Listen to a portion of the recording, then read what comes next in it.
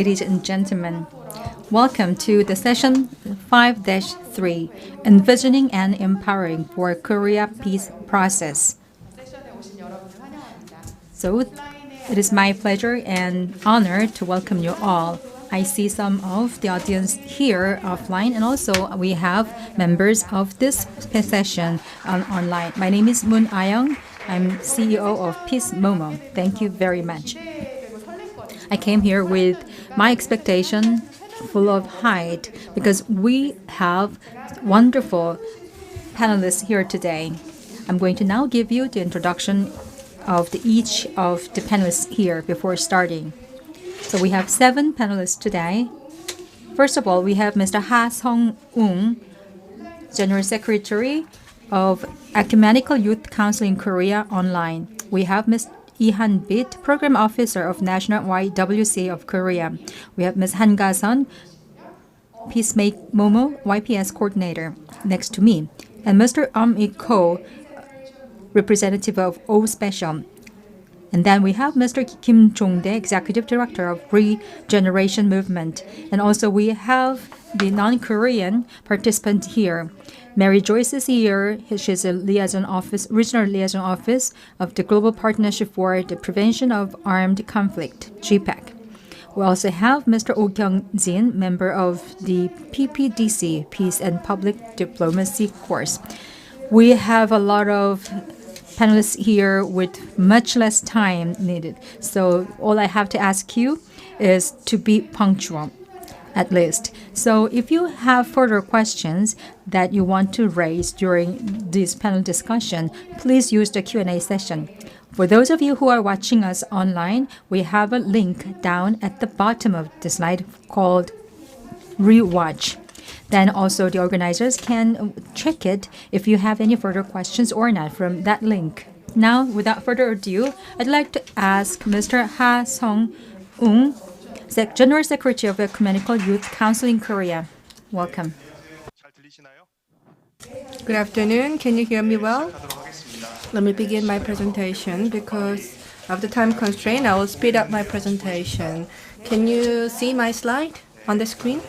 Okay, so let me begin my presentation. I am from the Ecumenical Youth Council in Korea.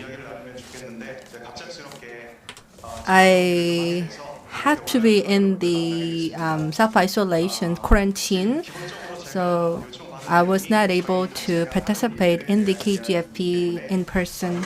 Today, I'd like to share with you the activities that our organization has done and what kind of missions and goals we have. So our organization, my organization is Ecumenical Youth Council in Korea. This is a Christian Youth Council of Korea.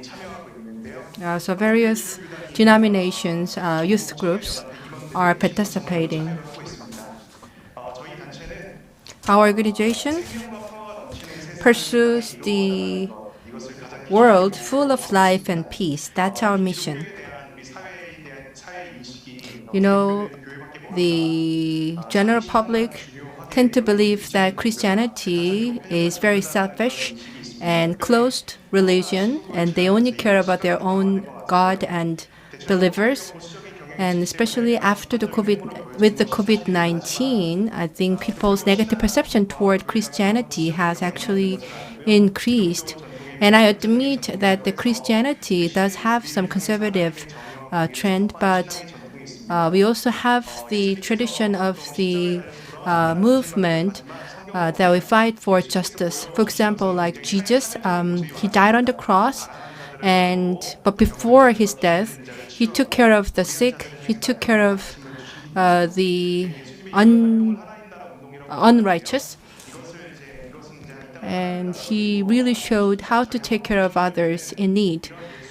So, following the first step of Jesus, our organization is making efforts to follow the spirit of Jesus, his sacrifice and his dedication.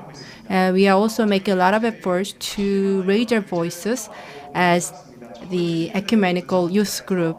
So under the dictatorship in 1970s, we fought for democracy, and then since the 1990s, we're engaged in the unification movement.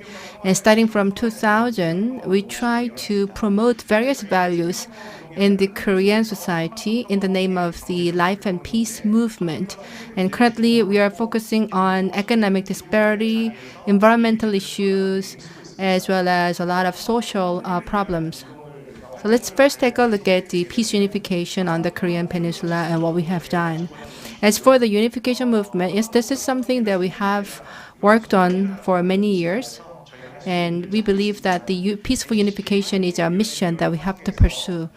And so we have participated in the NCCK Reconciliation Unification Committee. And also we have been participating in the Pilgrimage for Justice and Peace. And we have also operated the Christian Youth Unification Academy. In fact, this is the 7th year since we operated this academy. And this is to bring together young people from various groups to share their thoughts.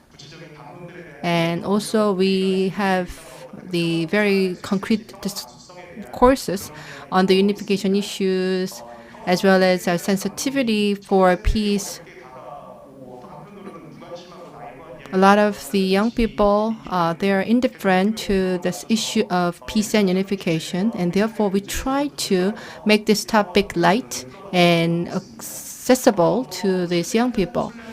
And also we do have a pilgrimage program called the Justice and Unification Pilgrimage. And under this program, we visit the historical sites and with the history of like Korean War, dictatorship, and so on.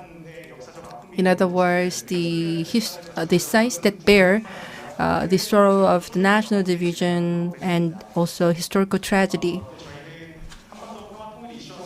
And let alone, aside from the unification issue, we also focus a lot on economic disparity. So unification movement is important. However, we also have to take care of the lives of the young people who pursue the unification movement. Especially this year, our focus is on the economic disparity, and we have launched the project to address the poverty issues among the young people. And we have held the symposium as well as various gatherings in order to identify the agenda in relation with the youth poverty. And also for ecology and the environment, again, we have been engaged in various activities because our mission is to pursue and create the world full of life and peace, and therefore the environment or ecology is another important pillar for us. And especially as Christians, we believe that the world is created by God. So in order to create the world where everything and every creature can live in harmony, we have engaged in various activities. For example, like the denuclearization, nuclear-free world, climate change. These are the issues that we work on. And also we have provided the peace workshop as well as the peace camp for the Christian youth. And we have also participated in the various international events in order to promote exchanges with people around the world.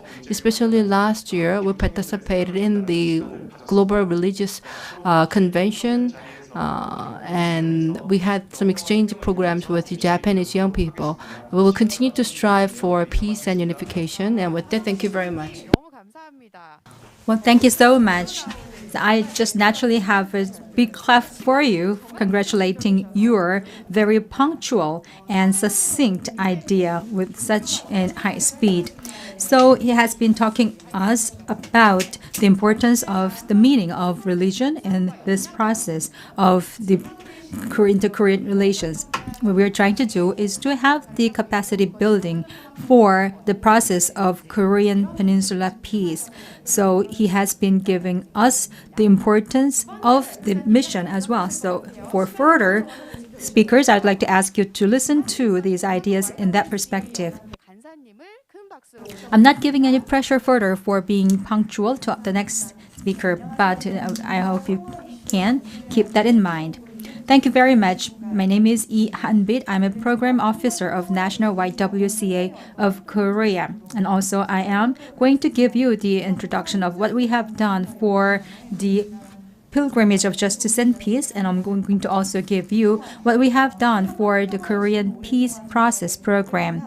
The peace of Korean Peninsula has been my ardent dream since very young. I didn't know my family history when I was very young, but growing up, I learned what history we have in our family about the history of North and South Korea. So my interest started from my very personal idea, but growing up and looking back, I know that we have collective trauma and also the pain that is encompassing of all the Koreans, but maybe we are forgetful about that. So that's why I became much interested in the activities in North Korea. I've been also working for the assistance in the North Korea as well as the ecumenical group for the church as well. Now, starting my presentation, I am going to give you my experience in the Pilgrimage of Justice and Peace. The PJP, also under the World Council of Churches, is a ecumenical global organization. So in 2007, we started to have a new direction of the pilgrimage for the justice and peace. Including the Korean Peninsula's peace, we are involved with many other peace projects all across the world. As for me, from 2004, I've been working as the youth member of the World Council of Churches. I've been involved in many meetings related to the youth issues for the unification of the North and South Korea. I was also honored to be in the part of the inter-Korean dialogues for this part as well. I was also involved in the activities for the young people in South Korea as well. So in 2007, when the political situation was just blockade for the North and South Korea, I was able to meet with the counterparts of North Korea in other countries. So in the Philippines, we also had a new meeting there. I was part of that, and I was very honored to have such experience of meeting with them to find the new solutions. And also in 2008, we also had the meeting with the delegations from the North Korea, from the Church of the North Korea. And also in 2019, in relation with that, as Mr. Seongung mentioned, we'll also have joint collaboration with his organization. And I was able to get involved in such activities so far. No, I'm going to give you the more explanation regarding the PJP Pilgrimage of Justice and Peace on the Korean Peninsula. This is really touching for me because I myself have been involved with many other colleagues of Korea. The Christian members of the Korean who are young are now trying to answer all the questions and invoke interest of the rest of the young people in Korea. More than 80 students or young people were having the pilgrimage from the 180 countries, and also we were having the session in which we were introducing each other and we were just talking about our own interests. Then we were able to confirm that everyone was connected, and also there was a moment of solidarity for our actions in the future, and that action has not ceased so far. I believe that the continuous discussion is the only answer. As you see from the picture, we also have the delegation meeting between the counterparts of the North and also the counterpart in South Korea. As you see, these people are not old people. They are younger people than before. Therefore, it means that we are able to expand these issues to the rest of the people. Other ecumenical communities are also working together with this, especially we were working together for the Korea Peace Treaty campaign. Also, we went to Russia for asking them to be supporting us. Whenever we meet politicians or reporters, we're always emphasizing the importance of this campaign, and we ask them their support. And also, we have been always active in getting this started. I sometimes feel the blocks coming from the older generations in my work. And also some other people say that the younger people are not interested in the unification issue at all. But we might differ in terms of our approaches and ideas regarding the unification and the peace. The gap of understanding came from such different positions. But younger people in Korea are talking about the peace and peaceful coexistence rather than the war. So as a member of the action group in the YWCA, I have been very active in working. So I would like to get a lot of hints that I can work further on with other people's opinions. Thank you very much. Well, thank you so much. I'm very happy with the composition of my panelists today. All of them are so far very punctual, still giving us every detail of their ideas. Listening to them, she said that older generations say that younger people are not interested in unifications. Maybe you have heard such a remark by other older generations so far. That is an error of generalization of the younger generation. And also the young people can have the dream for the different approach of the unification, as she said, what kind of result as initiative we can have for and by the younger generation.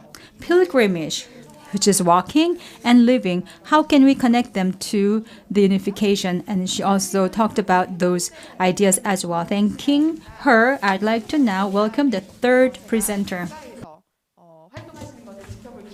So the third presenter is Gasun from PEACEMOMO Youth Peace Builder Social Dialogue.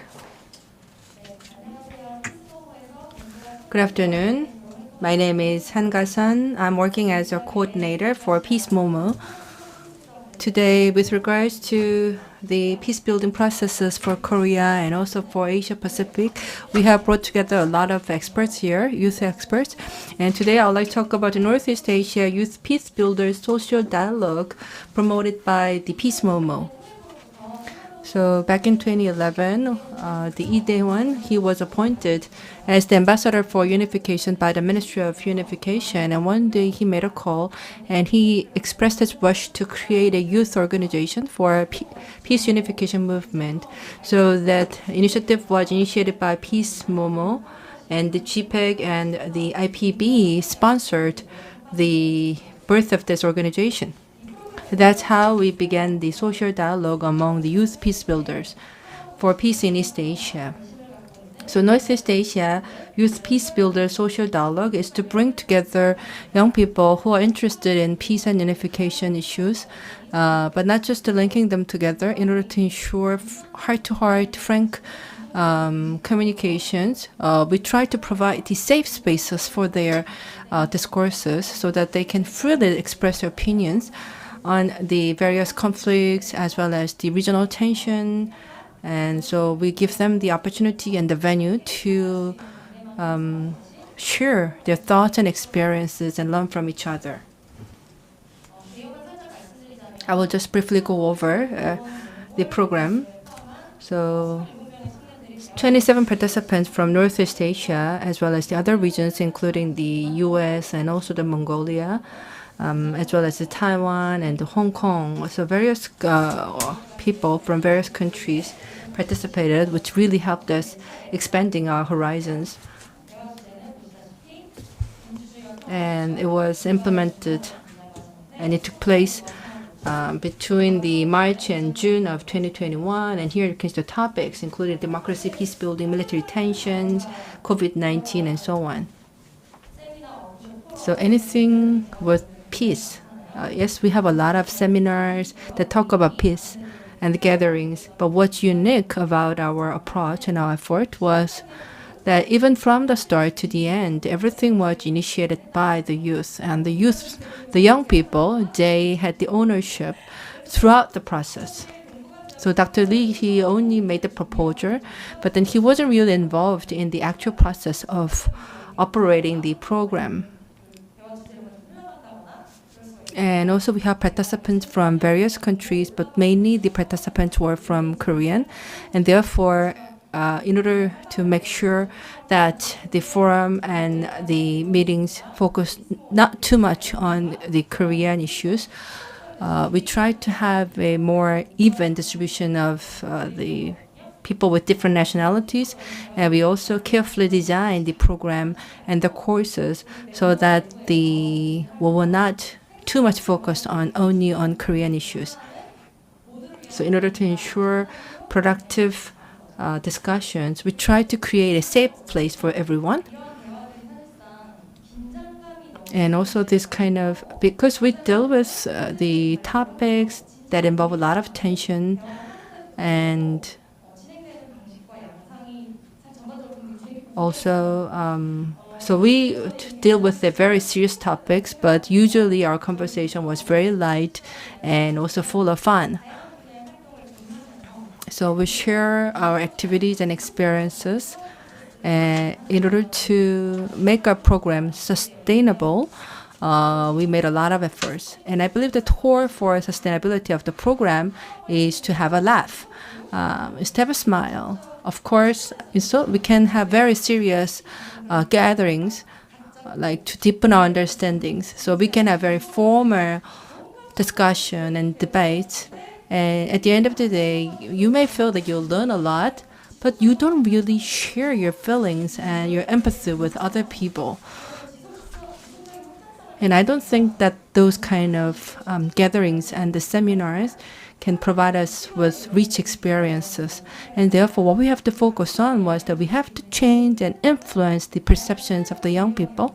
And in order to do that, we have to create a program that can spark the smiles and also the laugh that are filled with fun.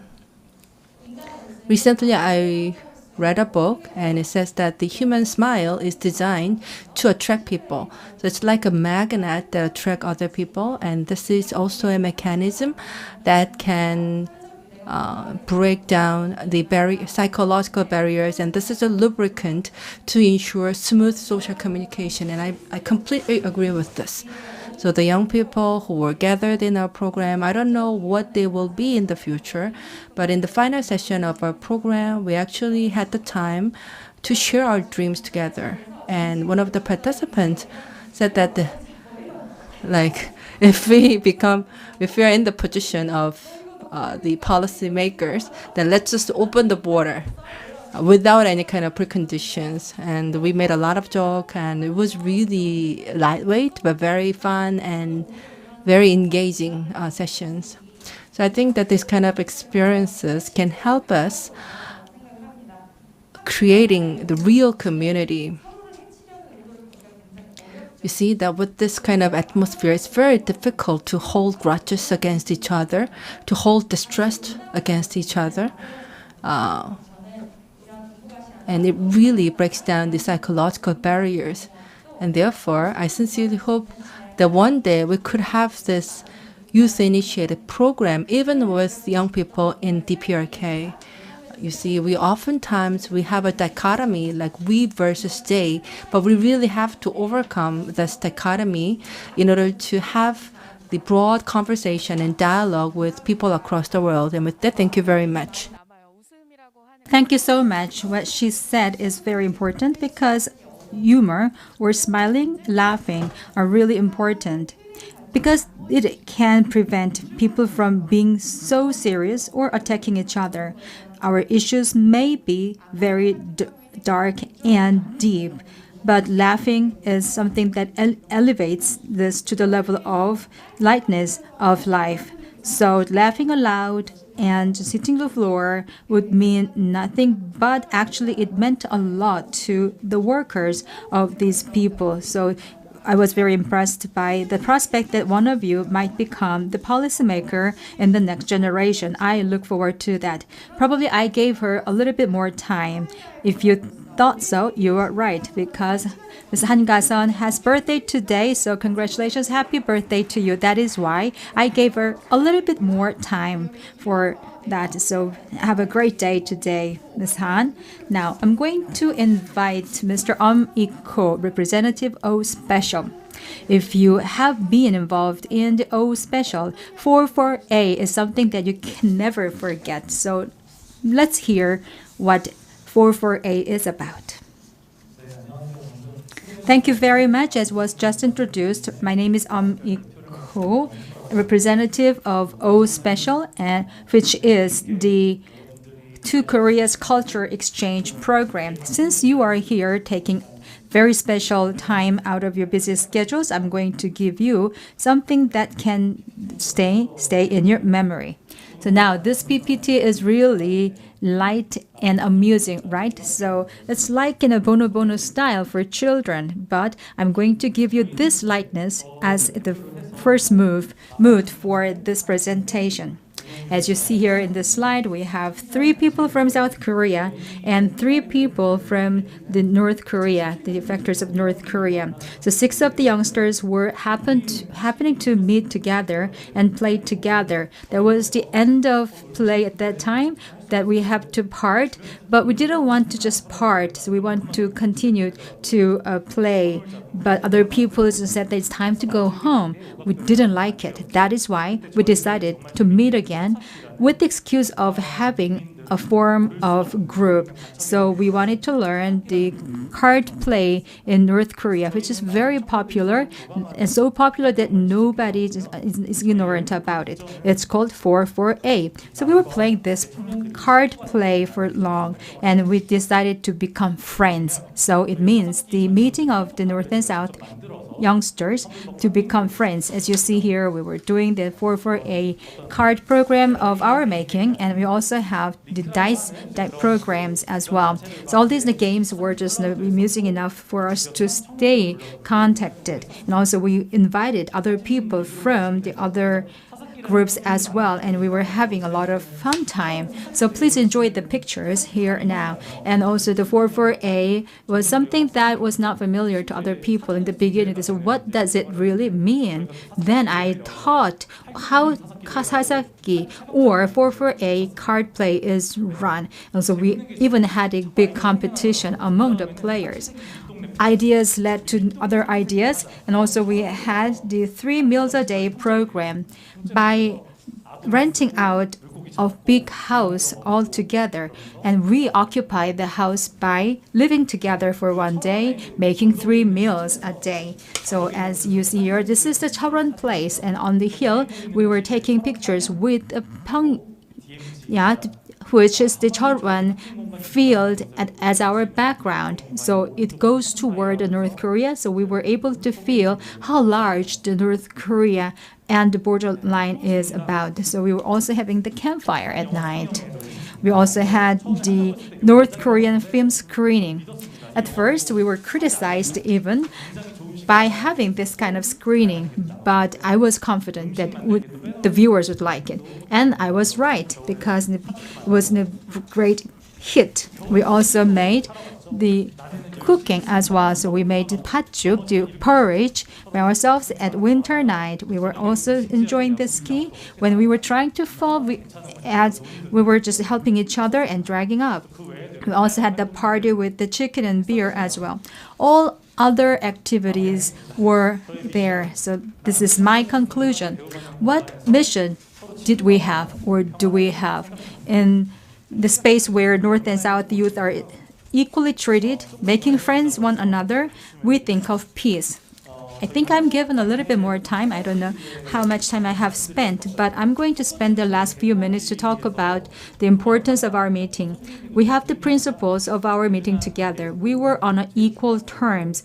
We was not a host inviting guest. We were just friends together. That was number 1. The number 2, we have the North Korean counterparts who were born and living in the North Korea. They were able to teach some of their experience to us, and also we were helping them to stabilize themselves in South Korea. The 44A card was a great hit among the North Korean youngsters because they knew the rule. They were able to dominate the game, so they really enjoyed it very much. Number 3, everything should be fun. Whatever we do, if there is no enjoyment, we cannot go on. Therefore, we wanted to release the tension of all the people involved. Thank you very much. I was the representative Oh Kak-pyeol. Thank you very much.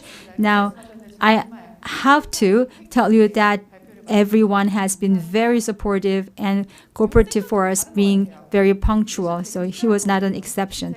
This session is really particular and special. With all the presenters and panelists coming up and gone, I feel more and more proud because we have the special panelists here. With fun and amusement, we are making a special type of cooperation. I think this is the most important factor for our unification issue.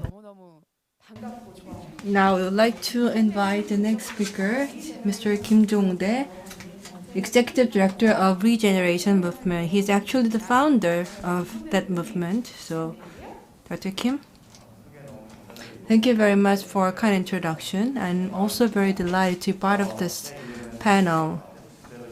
As introduced, I am Kim Jongdae, and together with my wife, I am currently running the NGO in the United States called Regeneration Movement, and this is to create the diaspora leading the way of peace. I would like to briefly introduce what we have done. Before that, I will first define the term diaspora. Whenever I introduce myself, I said that I am a Korean American diaspora. So the term diaspora, some of you may not be accustomed to the system, so let me elaborate on that.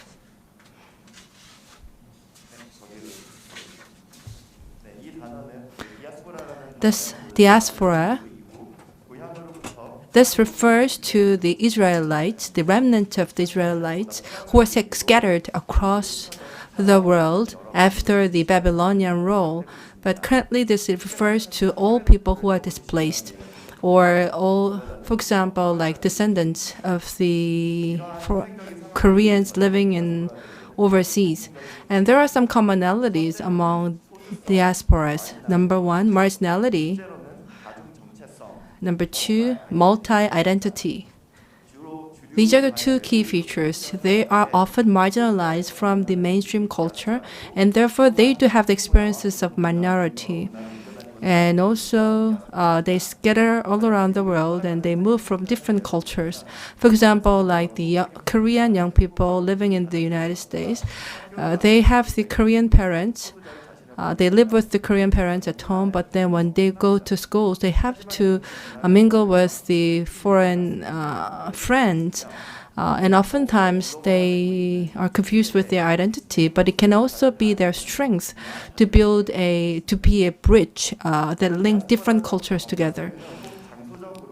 And therefore, the diaspora, I believe that the identity as a diaspora is not something that you can attain only by living in overseas, rather because we are living in a world that where globalization and which knows no borders, and we are also experiencing and living the culture, interconnected culture in our day-to-day lives. And therefore, in that sense, I believe that everyone can become a diaspora, and everybody does have the identity of diaspora, whether they are aware or not aware of this. And we have to strengthen our efforts to strengthen our identity as diaspora. And of course, the diaspora can be very suffering because you have to have the identity of the minority and also the marginality, but it can also be escalated into the sense of cosmopolitan, and it can also broaden your horizons to understand different people.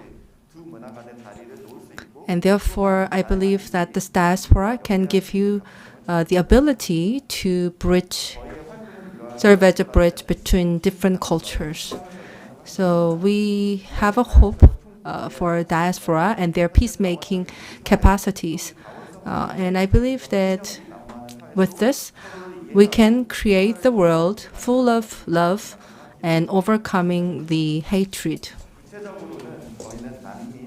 So especially we focus on the refugees and immigrants, as well as the young generation of the immigrants, and we try to cultivate them to be a cosmopolitan global citizens. Cosmopolitan citizen means that you view others as equal human beings, and You are not bound by biases in relation with different ethnicities, races, and so on. In other words, everyone, regardless of their social status, their ethnicity, everyone should be treated as the same human beings. And we have the responsibility for those who are suffering.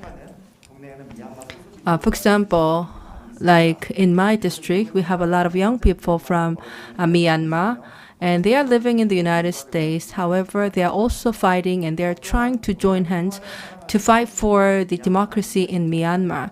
And I also sympathize with their sufferings, and I try to raise my voices, although they are very small. And also in our organization, we are trying to welcome the Afghanistan refugees as many as possible. And also in the same vein, I raise my voices for the need of the peaceful unification on the Korean Peninsula. And actually everyone in my organization echoed that and welcomed that. And this is what Martin Luther King says. So the injustice threatens us, and it has a lot of things to do with my own life. And therefore, the peace unification that we all have to strive for is to cultivate the cosmopolitan global citizens, and we should not turn a blind eye to the sufferings of people around the world. And in this vein, the regeneration, we are trying to build the capacities of the Korean young people as peacemakers, and for this, we have organized various events. For example, we organized the conference in Korea, and a lot of young people participated, and they were engaged in the efforts to overcome and address the sufferings and pain of the minority. So, in other words, what we are trying to do is to lay the foundation to respect various values in the Korean society, and I believe that this will be the basis for the peaceful unification in the future. And this is something that we all should work toward. And also a lot of the American Korean diasporas, they have the voting rights as American citizens, and therefore they do have the opportunities to raise their voices in the U.S. Society. And so as for the unification issues, in fact, the U.S. can contribute a lot. And so we have the Korea Peace Now grassroots network. And this is a sort of the advocacy activities. So we are communicating with the congressmen and lawmakers in the states in order to get the bill for Korean peace unification passed. And also not just the Korean people, but also with other Americans and other civic organizations. We are fighting for peaceful unification on the Korean Peninsula. Especially we have strong partnership with a female advocacy group in Georgia, and they have been a great supporter for us. So you can see that the Korean Americans, they are making valuable contribution to the promotion of peace unification on the Korean Peninsula. With the identity as a diaspora, they have demonstrated their strong capacities. So out of the framework, I believe that the cosmopolitan citizens, they have I believe they can be the foundation for co-prosperity and also the mutual respect for different values. And also for education and the cultivating of these resources, I think this is something that we really have to have in the future. Thank you very much. Thank you again, Mr. Kim Jongdae. You have shown us a lot of wonderful stories, including diaspora as Koreans. Korean diasporas are having a very Korean-style family at home while having the diaspora feeling and daily lives. How confusing that can be. At the same time, it can also mean a big variety of opportunities in the future. Regardless of ideologies, this cross-connectedness can be best represented by the diasporas. That's what I thought. And also the anti-division would be also very comforting idea for us. People who are scattered around, although they are not gathered together, just because they are scattered, there are also many more things that they can do. Thank you very much once again.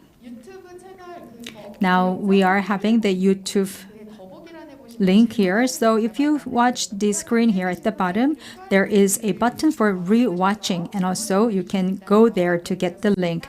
Also, QR code will work for you if you want to have the questions answered for you. Since our speakers have been so much supportive for me, I have some time to spend here. I have the luxury of time here. So I'm going to now share some of the videos from the YouTube. And also Young Kim also says that this is quite memorable to hear that we have so good activities and good memories. And also the 44A seems to be very interesting according to another person. And Mr. Han says that Ms. Han Ka-in is really an ambassador of laughing. And also we can talk about the COVID-19 and other issues. And Mr. Ikho also mentioned that there is a difference of the situations before and after the COVID-19 on his slide. We can also talk about the situations before and after COVID-19. We have two more panelists here. So I just almost forgot one person here. Now it's a turn for Mary Joyce. Can you hear me now? Our sixth panelist is Miss Mary Joyce. In my career of these activities, I have never seen anyone more consistent and more persistent than Mary Joyce. I respect her for that. And she is a global partnership for the prevention of armed conflict Northeast Asia Regional Liaison Officer. Please welcome her. Thank you so much, Ayong, I think, for too warm an introduction there, but it's great to see you and so many new friends and old friends on this panel today. I'm just going to share my screen now so that I can share some photographs of some of the people that I'll be talking about in the different activities that I'm sharing today, so that it's not just my face that you're looking at. Hopefully you can see on the slides now. So as it's been so exciting hearing all of these different initiatives and the great work that everybody is doing. I'm joining this session today from Tokyo.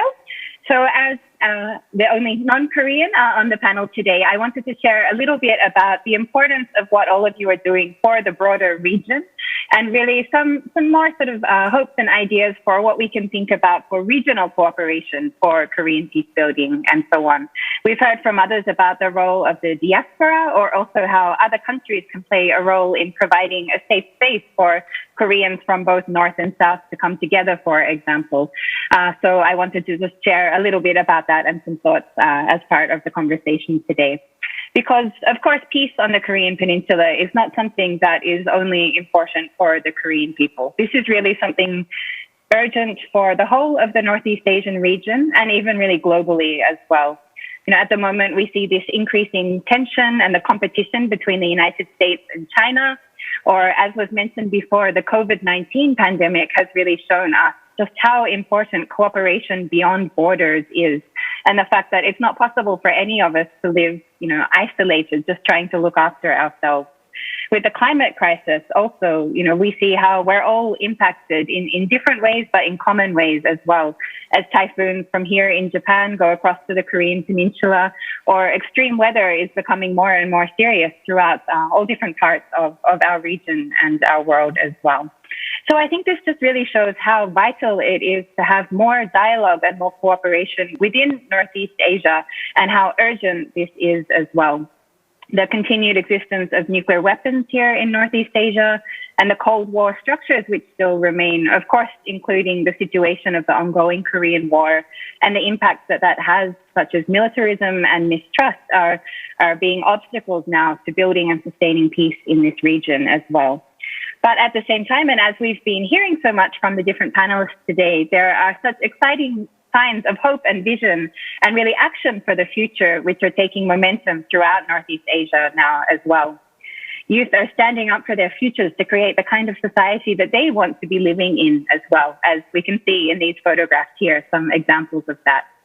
There are young people coming together to build bridges with youth from other parts of the region, creating opportunities for exchange through culture or through sports or through having fun together, actions for climate or for peace, and many, many different other ways as well that people are coming together.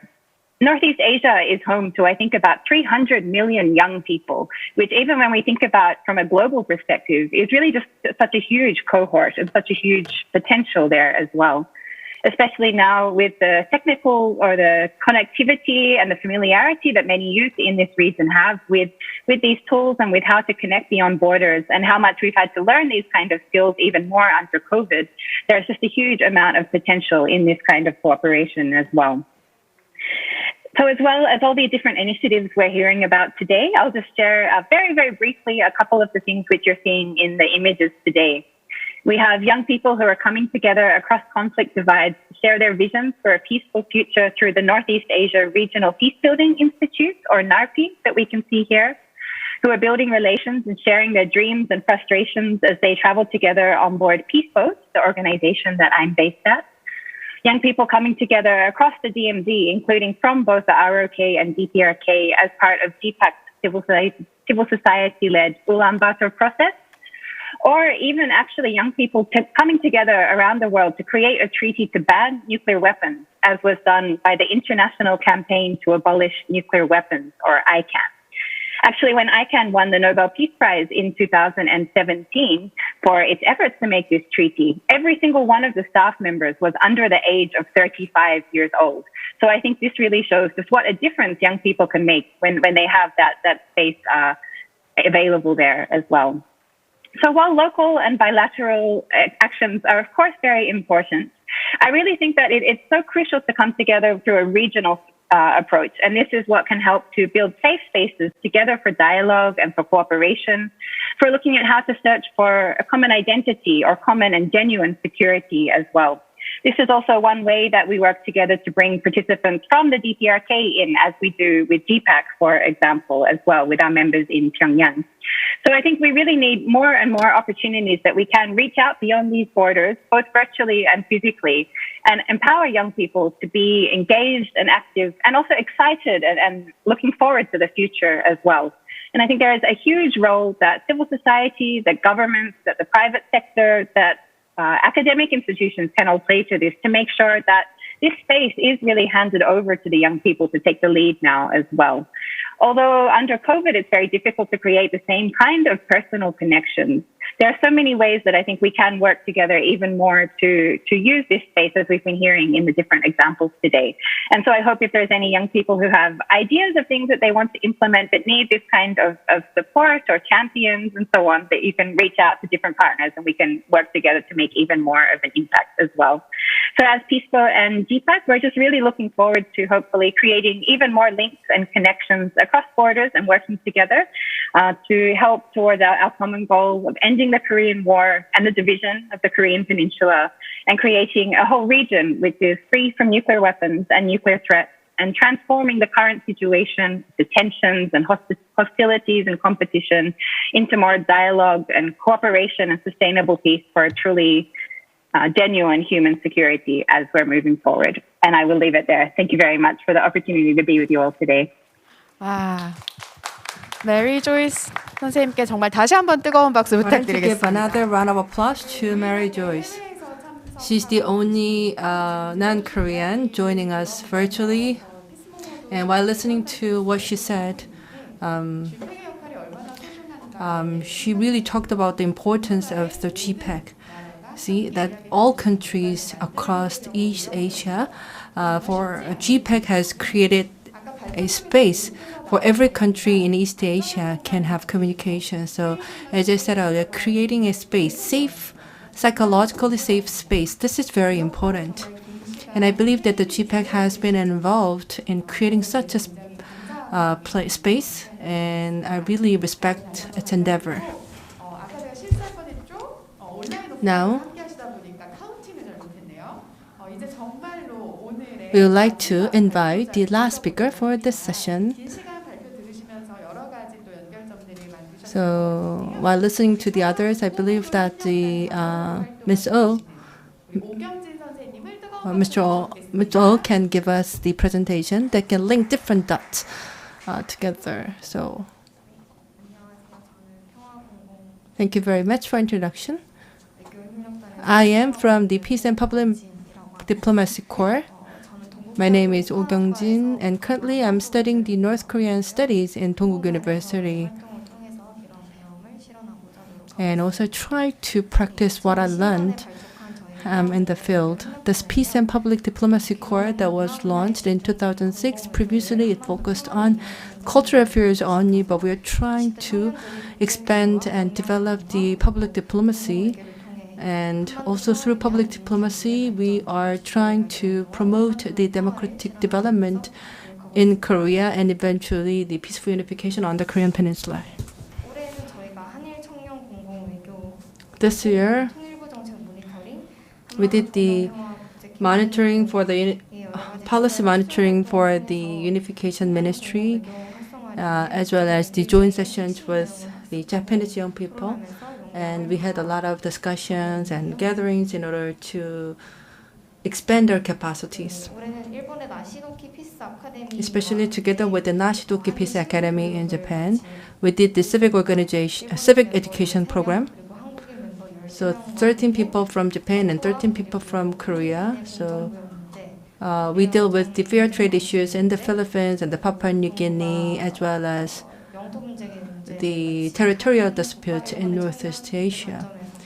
So from the perspectives of both the Japanese and the Korean young people, we study these important international issues.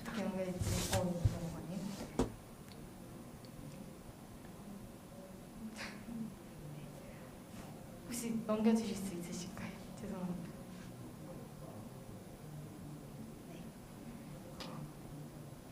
네, 저희 평화 공공 외교 협력 단원. So this PPDC or Peace and Public Democracy Corps, we studied our reporter activities last year from the KGFP 2020. So we did the summary of the presentations, and we studied together, and we tried to understand what kind of meanings the unification agenda will have in the minds of the young people. And this year, again, in order to further cultivate our activities, we studied the democracy uprising in Korea. We participated in the several ceremonies, and we were offered with a lot of opportunities to study democracy and unification in Korea.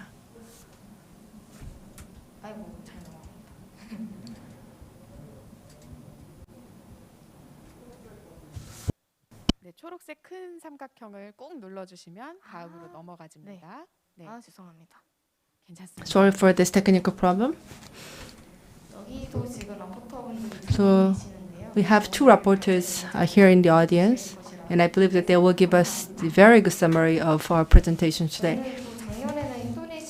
Last year, together with the Indonesian Youth Foundation, in order to tackle the COVID-19 crisis and how to promote the cooperation in healthcare sector. So that was something that we discussed last year. And this year we are going to hold the international forum again in order to share the thoughts of the young people regarding various social issues.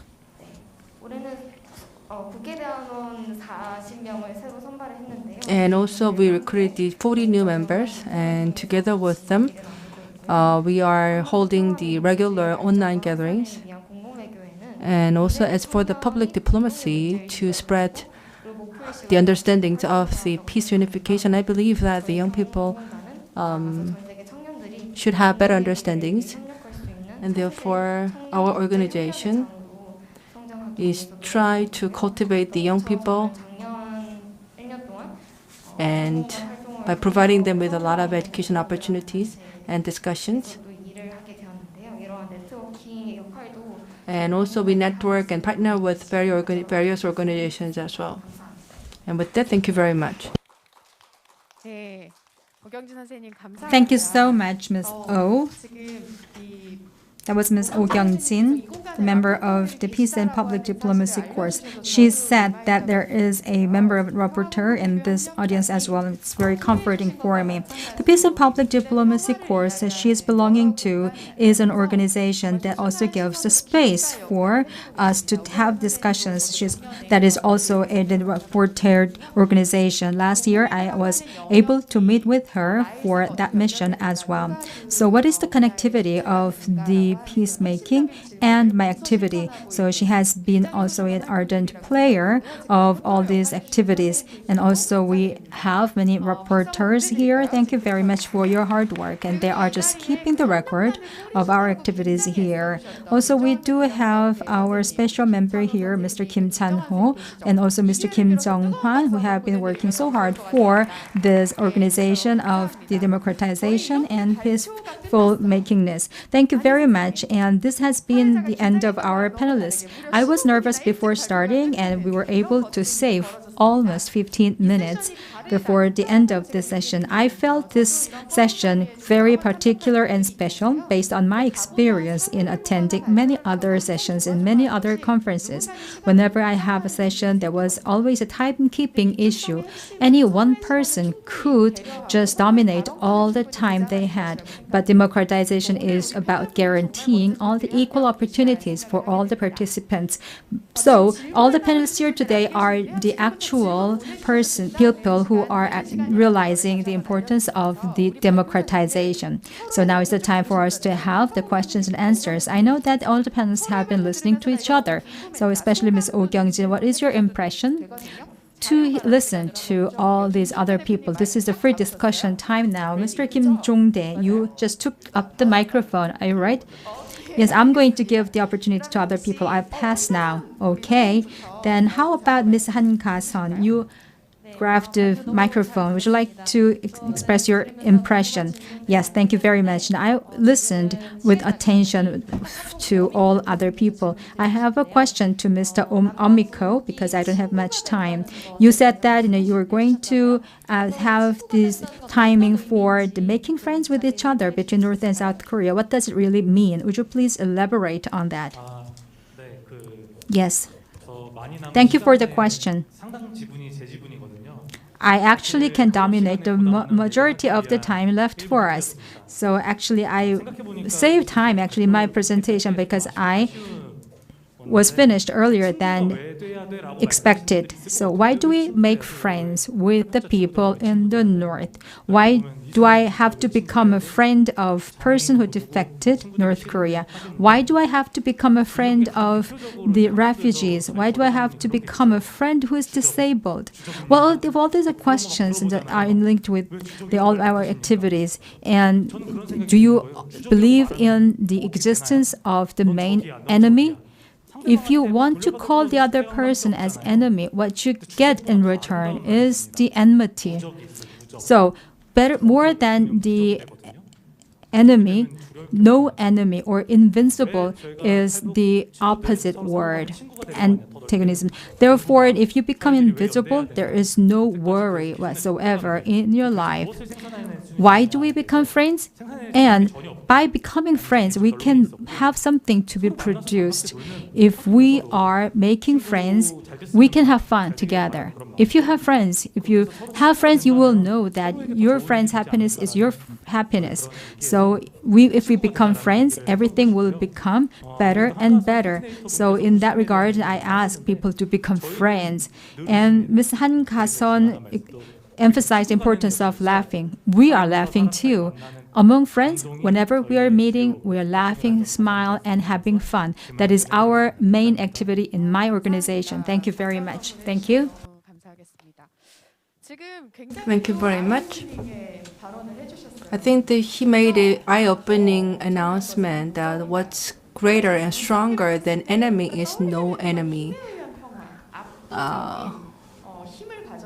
So when you said the invincible in Korean, you may imagine the situation where you have dominant power and no one can stand against you.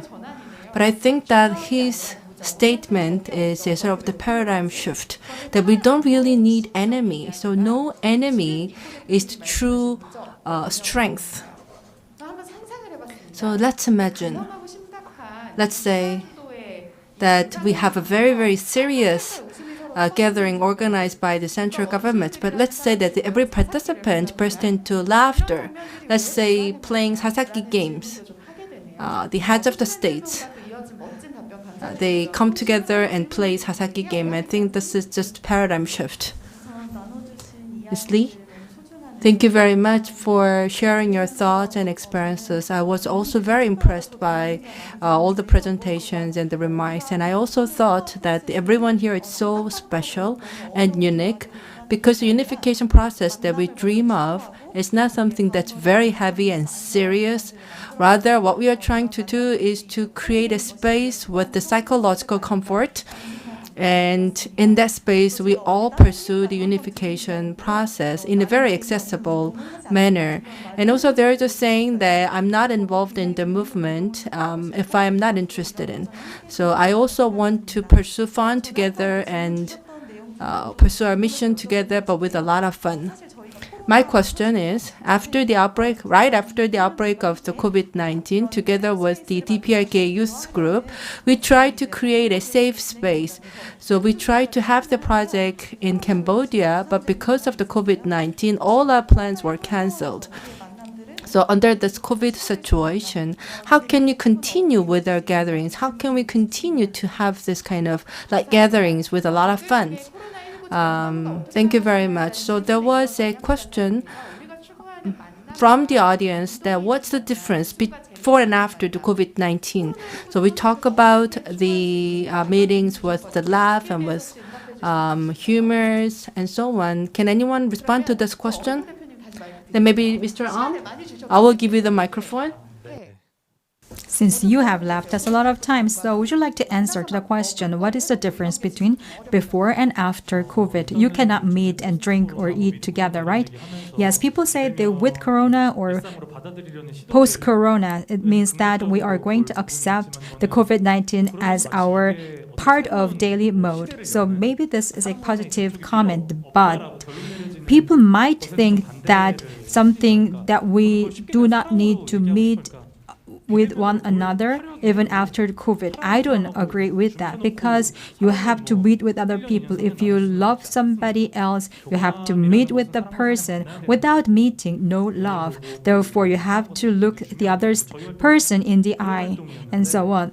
Our activity was actually that kind of face-to-face activity to meet with people. So we were not able to meet, obviously, because of the COVID-19. We were able to try some of the opportunities to meet together, but that was not easy at all. So my concern nowadays is how to make it possible again to meet person to person. Well, thank you very much. The non-face-to-face meeting as the COVID-19 effect would be worrisome, according to him. So thank you very much for that. Any other person, would you like to share with us what kind of differences you might have or what kind of efforts have you made after COVID-19? As for me, after hearing Mr. Ahm's presentation, he mentioned love. If you love somebody, you have to meet. So I'm married. I remember now what kind of the dating we had before getting married. Because we were distant together, we had distance, a lot of love affairs. And also we had the opportunity to meet non-face-to-face, actually, like in a phone or the smartphone and so on, because it's kind of more enticing. And I think our love grew much more because we were not able to meet each other. So by that analogy, I have to tell you that we have some other opportunities with other people not being able to meet face-to-face, but we are just facing on the screen each other. So that probably can be more enticing. That makes you want to meet that person more. So that is kind of one of the impact there. Thank you very much. And also all of you must have tried very hard to get the connection for your daily life. When you are in love with somebody, you have to see the other person in the eye, and that gives you the special moment. And also Mr. Kim Jongdae also said that the enticing can be also made by looking at the other person on the screen only. So that's also true because you try to get prepared for meeting the other person actually when you cannot meet with them. Now I have a question. Is that okay? So for today's session, in fact, it's not titled with the word "the young people." So the title of the session is the Envisioning and Empowering for Korean Peace Process. But we have a lot of young people here. So in the social discourse on unification, I want to talk about how the young people are addressed, how they are called, what kind of roles are given to the young people. What's your view on that?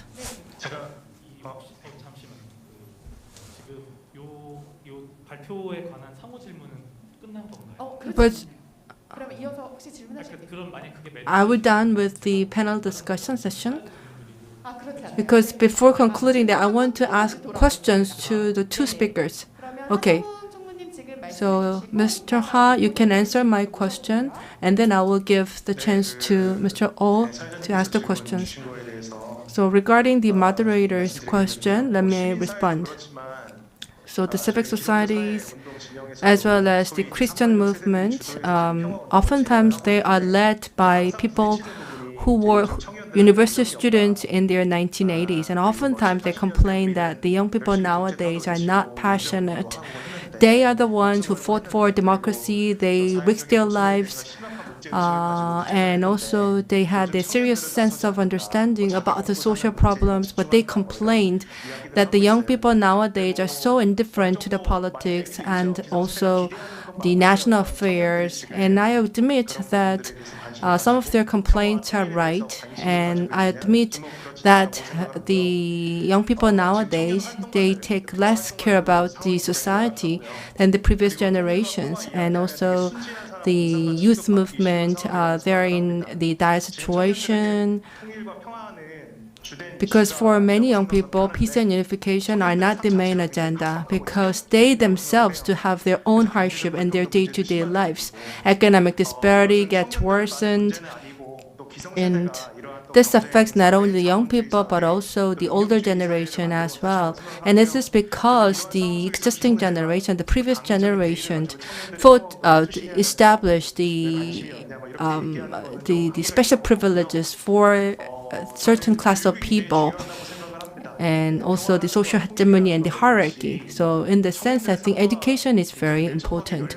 Peace and unification, I think young people have to realize how much they are connected with their own day-to-day lives. And in that sense, I believe raising public awareness and also educating them is very important. And in this slide, I actually learned a lot from the experiences of other panelists. And also as a Christian believer, I will continue to strive to practice these peace values. Thank you very much.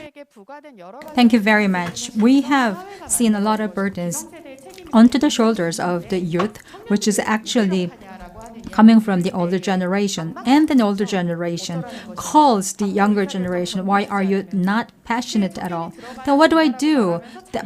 And having those questions, we are at a loss what to do, because we have no means to do something, because you're not giving any seats on the train either. Now, would you like to now start? Any other person, any volunteer, please. Ms. O, as youth member of the Peace and Public Diplomacy course, what do you feel normally? Yes, thank you very much. As for the calling you mentioned, for our activities, we are just individually called upon as only a member of the activities. We have to be more self-sufficient, we have to be more active, but our space is quite small, as seen by the older generations. The older generations must have done something like democratization. We do respect that, but we don't want it to be staying there, because we want to have the reformation of the Korean Peninsula structures on a different perspective.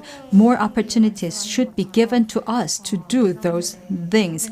As mentioned by other speaker, the older generations are boasting of their work of the democratization. They must have upgraded the level of the Korean Peninsula at that time. But what we have to do as younger generations, that we have to do another upgrading of these facilities in the system.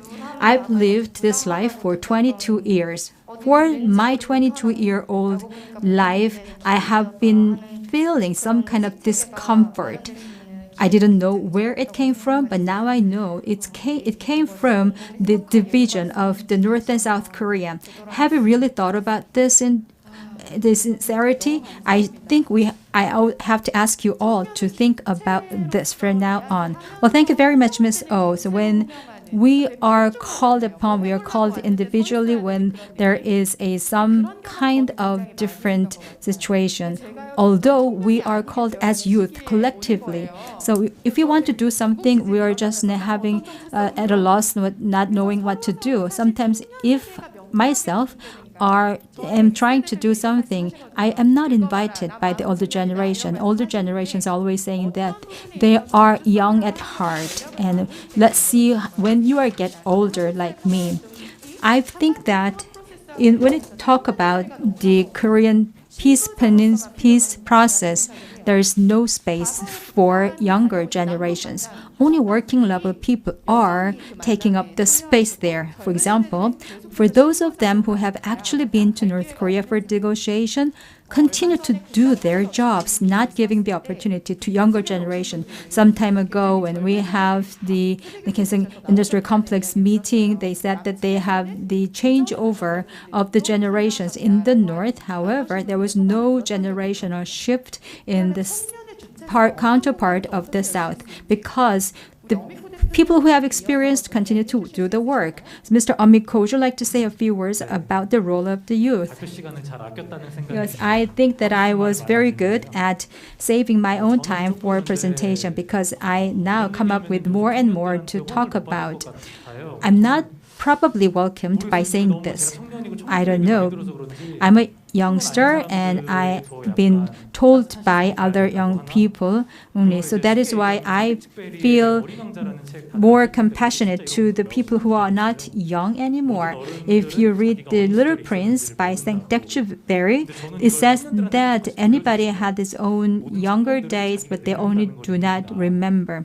So only young people do not know that they are getting older as time goes by. The relationship between the young people and not young people is not something that cannot be crossed over. It can be crossed over. It should be crossed over. So it's not about the give and take or taking somebody else's or winner takes it all. Balance should be kept, of course, but there is more need for us to have more understanding and more compassion. When youth are being wasted, there is also a worry about the waste of the young people. The more young people are wasted, the more group of young people will come to replace them. So I'm a young person representing the youth. Youth is important. Youth is the best, and youth is the everything they say. So I would like to ask you to think that youth can be fully utilized. Just like in a very old man, I'm saying this, I know. But youth has its own advantage because youth can say words, youth can convey the message, and youth doesn't have to transmit what the older generation want to give. We should not be immersed in the pains only. Since we are young, for example, we talk about Japan, you can be courageous enough to say, I love Japan. You can be courageous to say, I love North Korea. That is why I love the youth.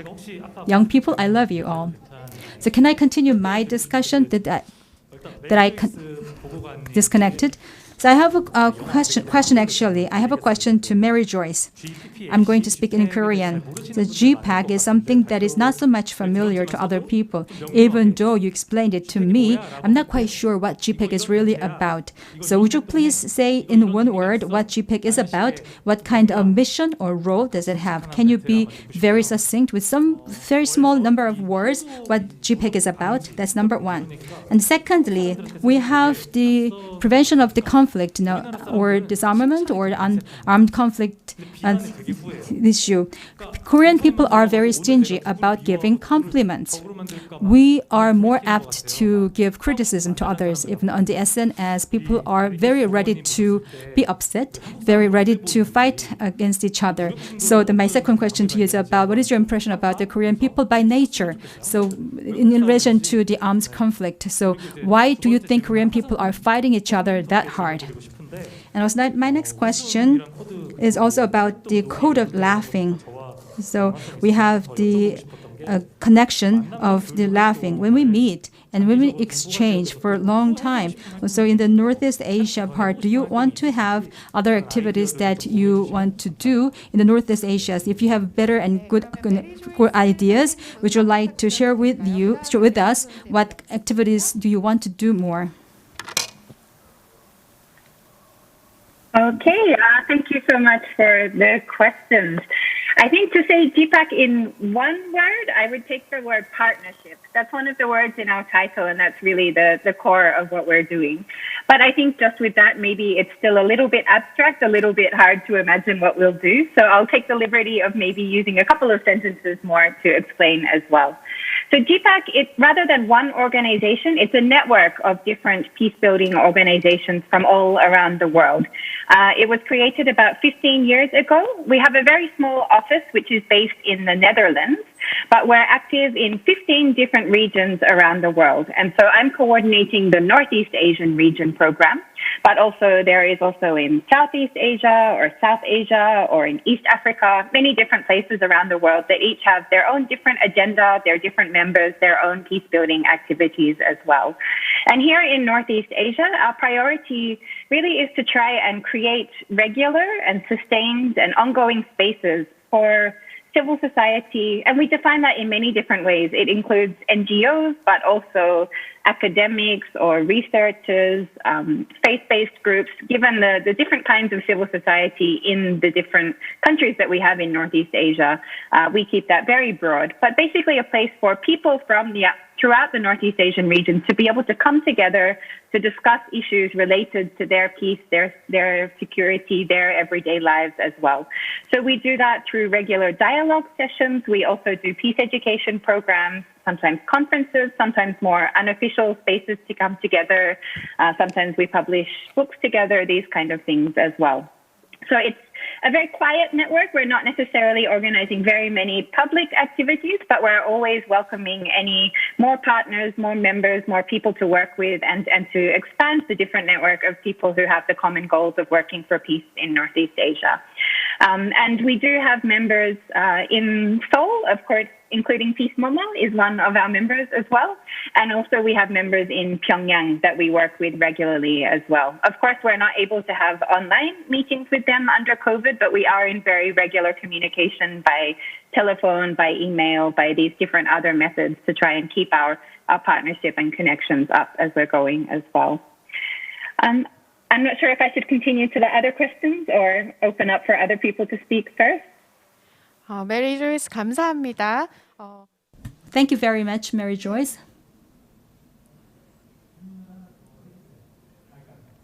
제 뒷질문에 대한 대답을 꼭 해주세요. I would like to get the answer for my second question. Mary Joyce, would you like to answer the second question? Sure, I will continue then. I won't necessarily speak anything about Koreans as any nature sort of biological sense, but I think that what's really important for us as international community to remember when we think about why there is, conflict between Koreans, whether it's between the two Koreans or within communities as well, is to remember, as others have talked about, this long history of the trauma and the division and what Korea has been through in the history as well. And this is not only talking about the Korean War, but of course, going back much further than this. I'm speaking from Japan today as well. And a lot of our work at Peace Boat is also recognizing these historical legacies and the trauma and the difficulties which are still existing in Northeast Asia today as well. So I think that when we're thinking about why there are these different tensions in society and so on, everything is also really connected to this history. And also when we look at how the militarism is still playing such a huge role in our society, not only in Korea, but really in Northeast Asia as well. There's pitting different people up against each other, creating enemies, creating tensions for the purpose of different interests as well. So I think rather than saying that this is anything, definitely the human nature of any particular people, I think that we really need to look at these these root causes that are in the history of the region, and that can help not only on building relations on a country-to-country level, but even in our personal relations and different social issues which are happening not only in Korea. I think the same thing is happening in many other parts of Northeast Asia as well. So and I think the other thing to say is why we at GPAC say not just preventing conflict, but preventing armed conflict, is because sometimes conflict can be something actually very constructive, very useful. You can use conflict as a way to find different opinions with different people, to seek out the differences, and acknowledging those differences can be a way to build different ways to live together as well. So it's not that we want to get rid of every conflict within a community or a society, but it's about recognizing those conflicts, making sure that they don't turn into something that is harmful to anybody, but how you can build constructive dialogue or cooperation and futures from there as well. Thank you. 네, 감사합니다. 만족스러운 응답이 되셨기를 바라고요. Thank you very much. I hope that answered the question. So we had a question, why Koreans are fighting each other that hard? In a sense, as Mary Joyce said, the fact that we have the conflicts, it means that we can also have the opportunity to divert it to other direction, more opportunistic way. Maybe we can find a way that is also the possibility of having the chance to find a new solution that is also can be linked to the GPAC as well. There's actually one more question to Mary Joyce. I hope that you can also answer that question together. So the next question is about these efforts made by the youngsters to find the more space, enlarge the space. And I'd like to ask you to answer the question later together. So before you answer that question, I would like to ask Ms. Han to talk about this as well, to answer the question. So the young people in Korea, they're criticized to be indifferent to politics, but not only that, they are not interested in the unification process and also the history of Korean people, the Korean ethnics. But I am not quite sure whether they are really not interested. Maybe they're not given enough opportunities to appreciate the Korean ethnicity or the Korean culture. Of course, we should not be too ethnicity-centered, but I believe that there could be some various activities that we can promote.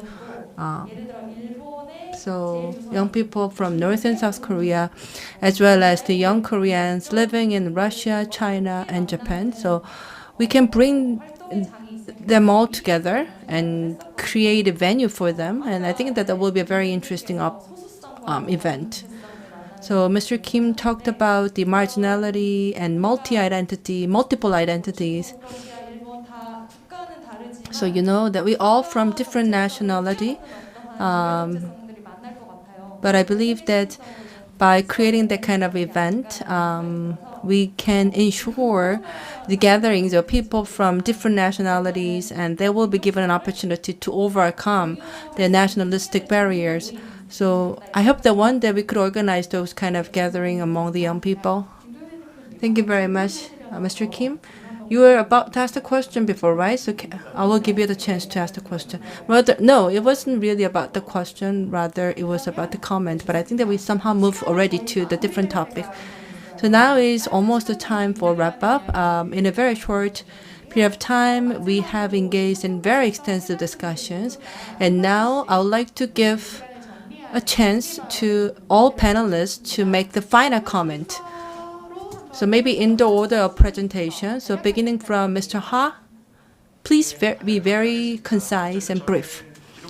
Okay, so I am Christian and I'm a religious people, and therefore I always think about the role of religion and the contribution that I can make as a religious people. And I believe that Christianity should provide the values for today's society, and especially the value of life and the value of peace. And we really have to practice these values, and the Christians should take leadership in practicing these values. And the Christian youth will continue to make efforts. And also as for the peaceful unification of the Korean Peninsula, we will continue to think about what kind of roles churches can play in the society. Thank you very much. Thank you. Secondly, Ms. Lee Hanbeet, please. As for me, I am actually trying to find a space for security amongst all the generations that have not been so much safe so far. To the older generations, I'd like to ask them to give us more chance and opportunity to be able to make decisions. And also, we do have to work ourselves in order to find a space for ourselves by ourselves. Thank you, Ms. Han now. Because I am in the youth generation, somebody said that we can be free from the anger and hostility of the past generation. So I think what's important is that we have to treat one another as equal human beings. And with that, thank you. Mr. Please. Yes. Well, I didn't agree with the youth representative before, but I now take the other side by closing this.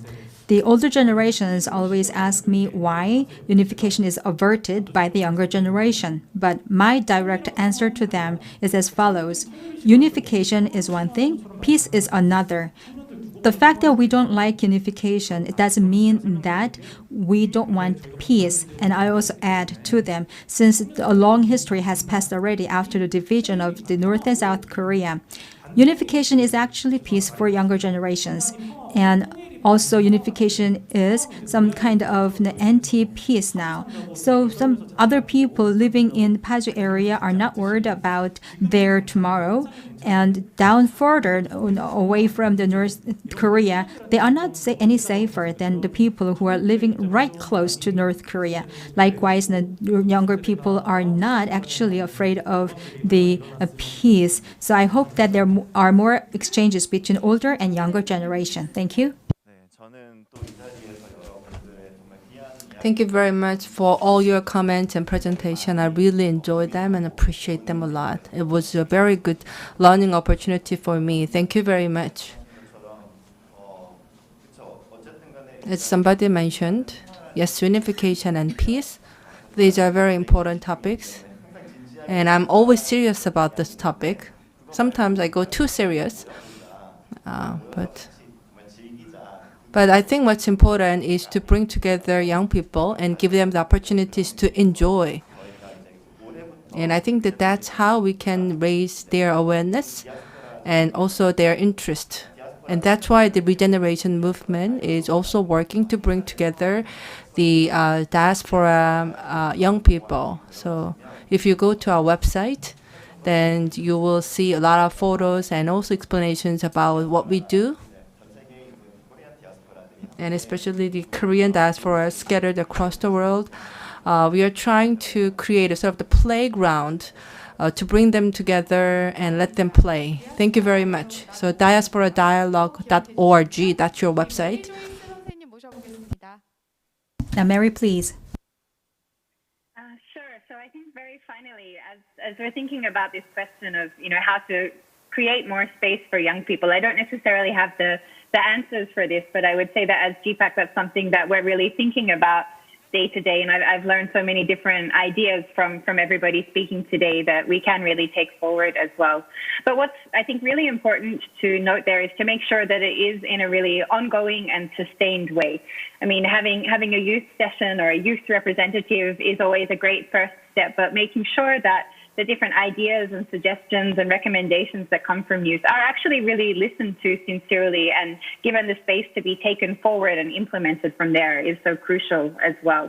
And that this also needs to be backed not only by the sort of sincere commitment, but also by financial and technical support as well.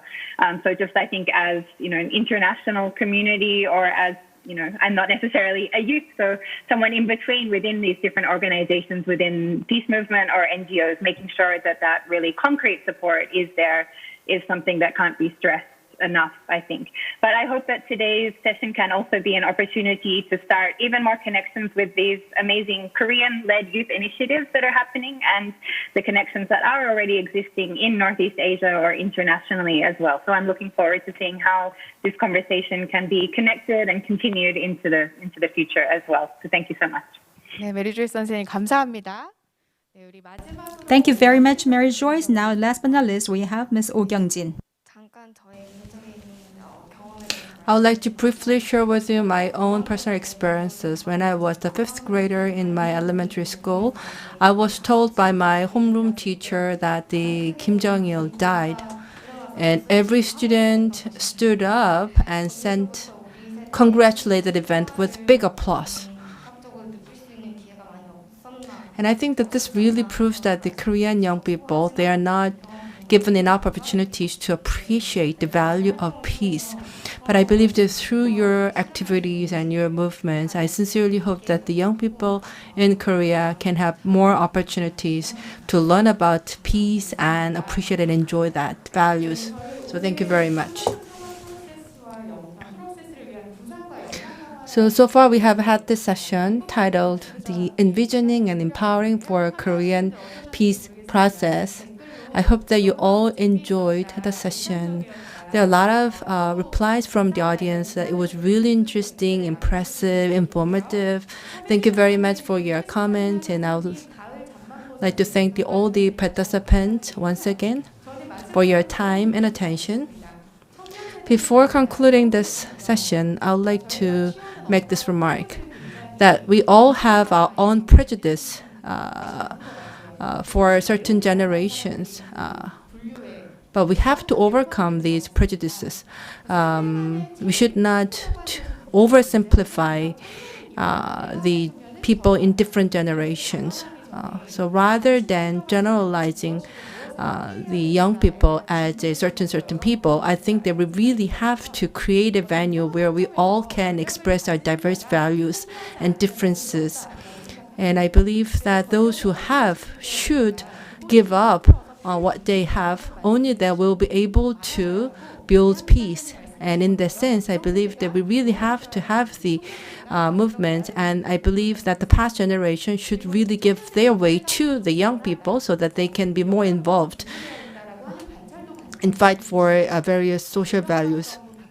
And also, during the Lee Myung-bak administration and the Park Geun-hye administration, the patriotism and the security, national security education were really strong at the time. And so during those times, when the leader of North Korea passed away, you see that the Korean students, they congratulated the event with big applause that's shared by Ms. Oh. I think that this really shows the tragedy that we all have from national division.